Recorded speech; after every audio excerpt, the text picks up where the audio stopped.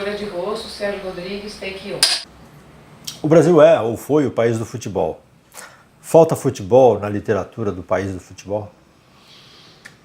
Mas eu sempre ouvi isso desde garoto, e eu acho que isso foi inclusive foi uma das motivações, assim, uma das coisas que me levaram a escrever ficção sobre futebol, né? Eu acho que isso é uma meia-verdade, porque talvez falte futebol sim nos romances brasileiros, se você pegar, né, os romances brasileiros, historicamente eles têm pouca coisa de futebol. Mas, por outro lado, você tem futebol à beça nas crônicas brasileiras, que são alta literatura também, nos seus melhores momentos, né? A crônica do Nelson Rodrigues, do Paulo Mendes Campos. Então, e tem alguns contos excelentes, tem poemas, os nossos maiores poetas escreveram sobre futebol, o Drummond, o João Cabral. Então, eu acho que é um pouco de maldade com a literatura falar isso. Mas, assim, se você pensar no tamanho do futebol na cultura brasileira, com certeza você pode dizer que ele poderia estar representado de uma maneira mais clara na literatura, né? Mais exuberante na literatura. Mas essas coisas não se traduzem assim tão automaticamente, né? O carnaval também, que é outra manifestação imensa da cultura brasileira, também não tem muita literatura. Essas coisas não viajam tão automaticamente assim, né? E o esporte também eu acho que tem uma outra dificuldade. Que não se restringe ao Brasil. Eu acho que é uma dificuldade para a literatura mundial. O esporte ele te dá uma narrativa muito pronta, muito fechada, né? E é autossuficiente, de certa forma. Então, ali você já tem os heróis, os vilões, os dramas, as comédias, as tragédias. Então, é muito difícil você, um ficcionista, né, chegar com as suas mentirinhas lá a tiracolo e tentar misturar com esse mundo. Em geral, não dá uma liga muito legal. Tem uma dificuldade técnica aí mesmo, até. E não que seja impossível de fazer, mas se você parar para pensar, não tem grandes romances de esporte em lugar nenhum. Grande romance italiano de Fórmula 1, que eu saiba, não tem. Quer dizer, o grande romance japonês de sumô seria uma literatura de peso. Existe algum fundo de verdade naquela velha história de quem gosta de futebol não gosta de literatura e vice-versa? Eu acho que não, rapaz. Eu acho que tem um certo preconceito aí de ambas as partes numa frase como essa. Ela consegue estereotipar os dois lados da equação. A minha experiência com o drible não foi essa, não. Um livro que foi curioso porque ele foi bem recebido pela crítica literária e também pela crítica esportiva, pela crônica esportiva. Em mesas redondas na televisão, o pessoal falava, o drible e tal, o que foi excelente, né? Foi emocionante e tudo. E muita gente que não é habituê, não tem o hábito de ficar lendo literatura, principalmente ficção brasileira contemporânea, que chegou ao livro pelo caminho do futebol, gostou, me deu retornos positivos, e vice-versa. Muita gente que odeia futebol, que não se interessa em nada por futebol, e que chegou pelo caminho da literatura exclusivamente, também curtiu o livro. Então eu acho que tem um certo preconceito. Quer dizer, pessoas do mercado editorial dizem que tem um fundo de verdade nisso, né, que livros de futebol não costumam vender bem, mas eu acho que talvez seja mais uma questão de encontrar o tom para falar, né? Não tem por que o futebol não ser um belo de um filão. É claro que alguns torcedores não vão ler nada e alguns leitores não vão estar nem um pouco interessados nesse assunto. Mas eu acho que tem no meio aí, tem uma área de convergência suficiente para sustentar umas boas edições. Por que será que em poesia a gente se sai melhor do que nos romances? Tem muita coisa do Drummond, João Cabral, Mário Chamy, em São Paulo. Eu não sei responder. Talvez talvez por isso que eu estava falando antes do futebol ser autossuficiente, né, e ser uma narrativa pronta. A poesia ela entra com um outro ângulo, né? A coisa mais lírica e tal. E você pode flagrar um momento, um personagem, um lance, ou a bola, no caso de na bola e tal. E no romance não, você tem que contar uma história, você tem que ter personagens, tem que ter um arco dramático e tal. E aí eu acho que você compete mais com a história que o próprio esporte já conta. Né? A poesia entra mais na chave da crônica. Está mais na chave da crônica, exatamente, dos momentos, né? No caso da crônica, tem essa fronteira com o jornalismo que ajuda também, porque o jornalismo fala do futebol, fala até demais, né? Produz uma quantidade absurda de palavras e imagens e tal sobre o futebol e cada vez mais. Né? A crônica aproveita um pouco esse pé no retrato da realidade que o jornalismo tem, só que aí ela já tem a área de escape para a viagem, né? Dependendo do cronista, o Nelson Rodrigues devia muito poucas satisfações à realidade. Ele nem enxergava o jogo muito bem, era míope e tal, e ficava de costas frequentemente para o jogo, e no dia seguinte era o grande narrador daquele jogo, né? Transformava aquilo numa batalha épica e tal, porque era a imaginação meio pura mesmo, né? Mas eu acho que isso, a poesia entra ela entra de viés, ela não dá o carrinho de frente, o romance tem que dar o carrinho de frente. Você acha que o futebol é um bom meio para fornecer metáforas para entender o país? Eu acho que sim, e acho que é tão bom que fica um pouco ruim, porque tem muita metáfora gasta, né? Tem muito clichê, tem muito lugar comum associado ao futebol, à alma nacional, e essa é uma dificuldade também de você lidar com esse mundo, né? Porque você está em terreno já muito pisado e tudo. Agora, quando uma coisa também é muito clichê, é muito lugar comum, é sinal de que ali tem, né? É sinal de que ali tem uma verdade, porque senão os clichês não se criariam, né? Só que você tem que desbastar um pouco essas ideias feitas, eu acho, para chegar em algum lugar que ressoe mesmo como verdadeiro. Também é importante para entender a psicologia das pessoas, né? Porque são tantas emoções ali, né? Projeções, amores, ódios, amizades, sim, coisas que nascem que sim, é mais do que metáfora do Brasil até, né? Ele serve para investigar a alma. Assim, né? Mas a alma dos brasileiros, né?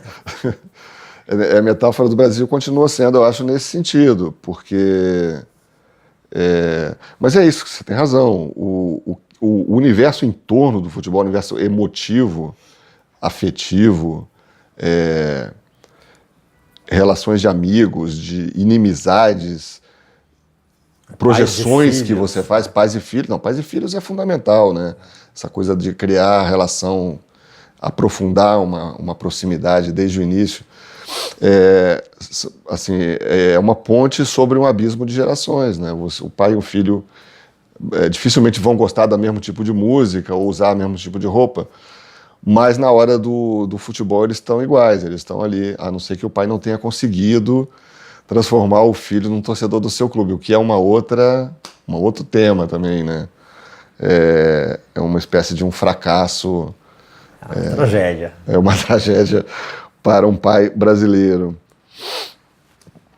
Não é o caso do meu pai, porque ele abriu mão, ele não ligava muito para isso, então ele sabia que transformar os filhos em América seria quase que uma crueldade. E ele abriu mão de bom grado e eu e meu irmão viramos Flamengo.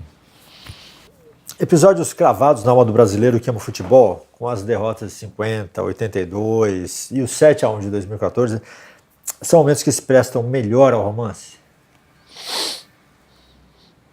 O romance gosta de um fracasso, né? De um drama e tal. Eu acho que sim, mas eu acho que os momentos de glória também se prestam ao romance. Eu acho que essas oscilações se prestam ao romance, né? Os altos e baixos, a glória o opróbio, a humilhação. E o Brasil é um país bastante ciclotímico, né? Eu acho que isso se expressa muito no futebol, já que a gente estava falando da metáfora do Brasil. O futebol brasileiro é ciclotímico, né? A gente ou se sente os melhores ou a gente se sente o fundo do poço. No caso do 7-1, a gente de fato foi ao fundo do poço. E eu acho que isso é um traço nacional que vai além do futebol, né? A gente foi, agora recentemente, a gente passou da euforia da era Lula, né, em que o Brasil ia ser a próxima potência mundial, o que era, obviamente, uma coisa irreal, mas era uma euforia muito, muito verdadeira. E a depressão, a uma recessão profunda e a um sentimento de que a gente não presta para nada e que esse país não vai ter jeito nunca. É como se a gente só conseguisse viver nesses extremos, né? E os extremos se prestam à ficção. Os extremos são bons para a ficção. O futebol pode ser um bom assunto para a entrada do jovem na literatura? Acho que sim, acho que pode ser um tema popular, né, com o qual o cara talvez já tenha uma ligação esportiva, de torcedor. Eu acho que sim. Eu acho que, na verdade,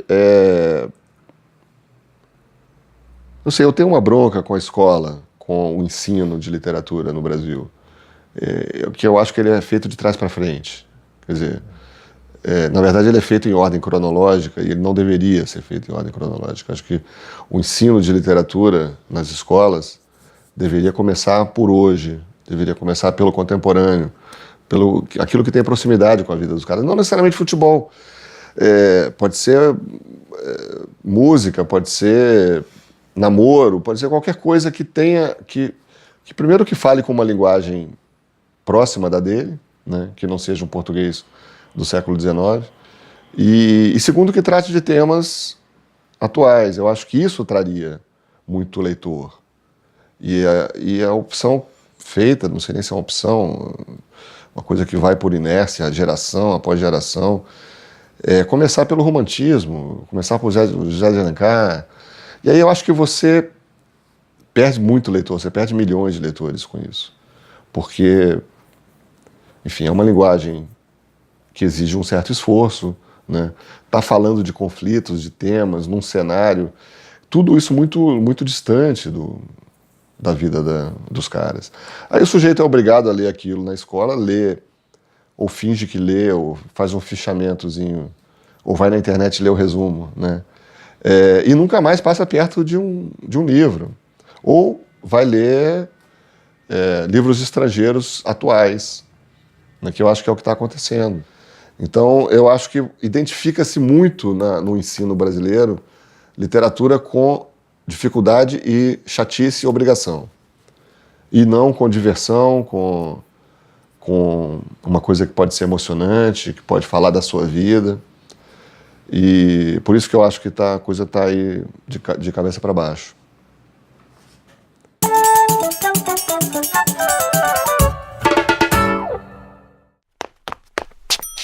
José Lins do Rego nasceu em Pilar, na Paraíba. Ele passou a infância nos engenhos da família e viu de perto a decadência deles. Dessa memória nasceram 5 livros que ele chamou de Ciclo da Cana-de-Açúcar. Sua obra principal, porém, seria Fogo Morto, que sintetiza os livros anteriores e mostra um grau mais elevado de maturidade estilística, de consciência estrutural e de profundidade psicológica.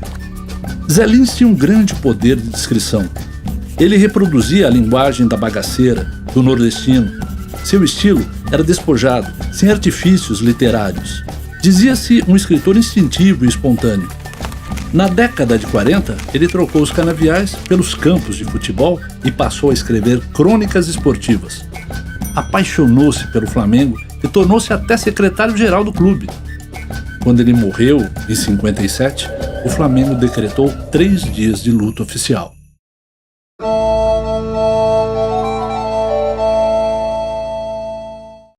Se toda regra tem exceções, abole o goleiro, escrito pelo Jorge Amado, sem dúvida é uma delas. Costuma-se dizer no meio editorial que um livro feito sob encomenda de um editor pode ter uma qualidade literária questionável. Não é o caso da Abole o Goleiro, encomendado ao Jorge Amado na década de 90. O que a gente tem aqui é uma narrativa inventiva e cheia de referências futebolísticas, como nesse trechinho aqui que eu vou ler. Um dia os jornais, as rádios, as cadeias de televisão anunciaram para o Brasil e para o mundo inteiro que o rei do futebol havia faturado o gol 999 e se preparava para varar o gol número 1000. Notícia empolgante e alvissareira. Jamais outro artilheiro realizara tal façanha, metera 1000 gols nas redes adversárias. Bem, Abole o Goleiro narra a história de amor, muito inesperada, entre a bola fura-redes e o goleiro Bilô-Bilô, também conhecido como o Rei do Galinheiro ou Mão Podre. Para ilustrar essa narrativa, um outro fã do futebol, o Kiko Farcas, fez uso de recursos como a colagem e a computação gráfica, como a gente pode ver aqui, que dão ainda mais cor e movimento a essa narrativa. O Jorge Amado era fanático por futebol, torcia para o Bangu no Rio de Janeiro e para o Ipiranga na Bahia, e pelos times que ele escolheu torcer, a gente vê que o que interessava mesmo era o folclore em torno do futebol, algo que a gente também observa aqui na Abole o Goleiro.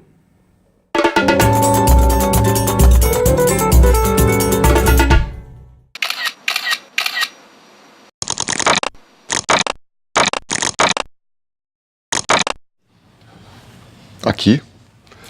Bom, eu escrevo onde dá, né? Eu não sou tão apegado assim a esse canto. Tenho um notebook que viaja comigo e tudo. Mas, na verdade, eu gosto mesmo de escrever aqui, onde rende mais, cercado de livros e com um desktop. Eu gosto de um desktop, de uma estação de trabalho que não sai do lugar, sabe? Agora, tomo nota em caderno, onde tiver, e isso tudo acaba sendo útil também. Mas o lugar preferencial é esse aqui. Eu escrevo com muita dificuldade. Não, depende muito. Assim, eu sou jornalista, então, assim, por um lado, escrever é muito fácil para mim. É uma coisa que eu faço diariamente, com prazo, e tem que ser feita, e é feita e tal. Como jornalista, a gente tem muito essa disciplina. Como ficcionista, é um pouco diferente. Assim, eu escrevo de uma maneira um pouco caótica. Primeiro, caótico porque você nunca sabe quando vai dar tempo, né, para dedicar ali algumas horas ou um pedaço da sua cabeça para aquilo. E segundo, porque eu reescrevo muito, eu tomo caminhos que depois eu desisto. O meu processo criativo, ele na verdade, ele tem um início muito caótico. Eu faço um planejamento, mas eu nunca sigo esse planejamento. Isso muda depois muito, a tal ponto que fica irreconhecível. E a coisa vai se resolver na edição. Eu gosto muito de editar o material bruto, assim. Então, em geral, eu tenho muito mais páginas escritas do que a versão final. E eu mexo na ordem, eu misturo blocos, vozes e tal. Esse é o momento que eu acho mais divertido de escrever ficção. É quando você para e edita aquilo tudo. É um pouco um processo meio cinematográfico mesmo, de cortar e emendar. Pô, essa é a pergunta, né? Eu acho que eu escrevo porque eu cismei com isso, muito, muito garoto. Eu botei para mim como plano de vida virar escritor. Agora, por que eu fiz isso, eu não saberia dizer, eu era muito novo. Eu acho que ninguém sabe muito bem por que escreve, porque escrever tem um lado de maldição, né? Assim, é uma coisa que te dá retorno material incerto, que te toma muito tempo, né? Retorno material e retorno simbólico também. A chance de um fracasso é sempre muito grande. Você fica trancado ali no quarto, você está perdendo a oportunidade de conviver com amigos, com família, com namorada. Então, Se você parar para pensar muito bem por que você está escrevendo, você vai ter vontade de desistir. Só que aí que eu acho que entra a maldição, é alguma coisa que você tem que fazer. Não tem muita explicação. Porque se você não fizer, você vai ser infeliz. Acho que basicamente é isso.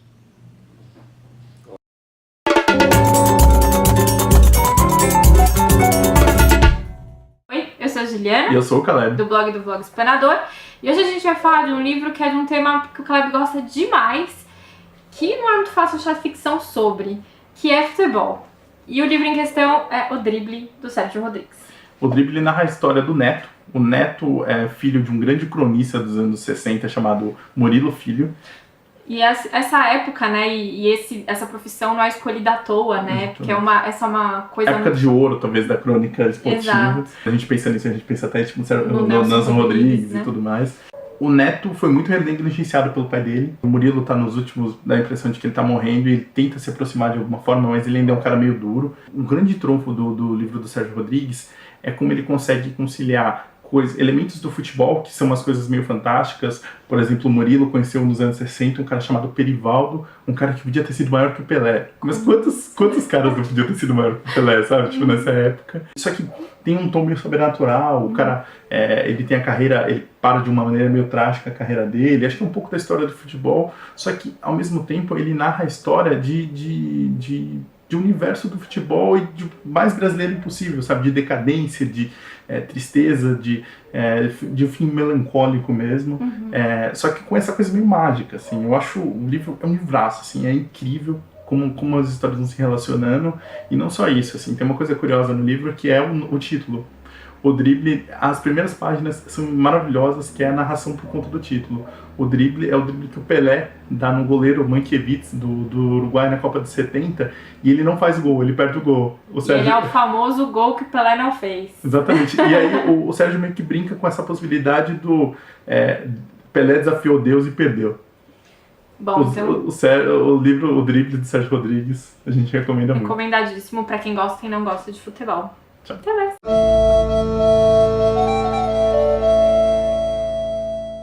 É raro o torcedor que diz, meu time joga hoje. Ele sempre diz, nós jogamos hoje. E esse jogador número 12 sabe muito bem que é ele quem sopra os ventos de... Não, pera um pouquinho, corta. O torcedor é do Eduardo Galeano.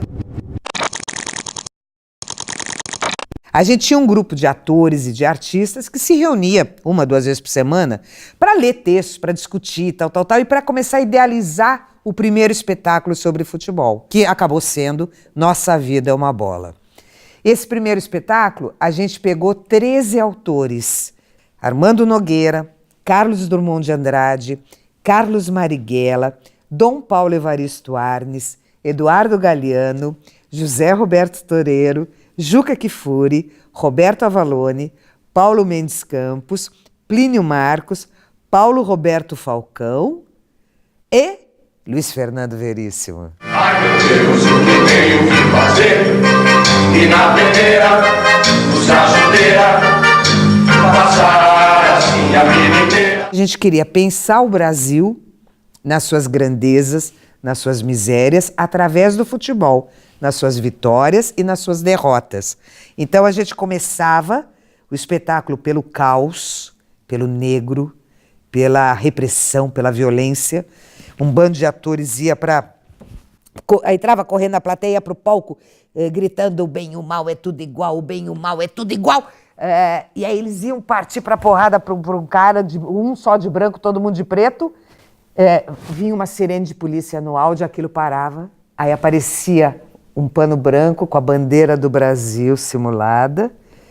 E ele começava a falar um texto do Galeano, um trechinho.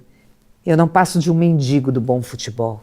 Ando pelos estádios e suplico uma linda jogada, pelo amor de Deus. E quando acontece o bom futebol, não me importa o clube ou o país que o ofereça. Abrem-se as cortinas e começa o espetáculo Torcida Brasileira. O mundo roda, o mundo gira em torno de uma bola que gira. E a gente ia falar no futebol como utopia. A gente pegou um texto do Dom Paulo Evaristo Arnes, nesse livro corintiano Graças a Deus, que ele escreveu em 77, no bojo daquela vitória do Corinthians, da quebra do jejum de títulos, e que ele fala assim, ele questiona, quando é que vai ser a vitória do Corinthians? A vitória do Corinthians vai ser mesmo quando todo mundo tiver educação, quando todo mundo tiver hospital, quando todo mundo puder viver com liberdade nesse país, quando todo mundo puder se expressar, tal. Aí a gente tirou a referência ao Corinthians e fez todo um texto assim que era distribuído entre os atores, que eles entravam assim, você sabe como é que vai ser, quando que vai ser a vitória do meu time? A vitória do meu time vai ser quando o Brasil for outro.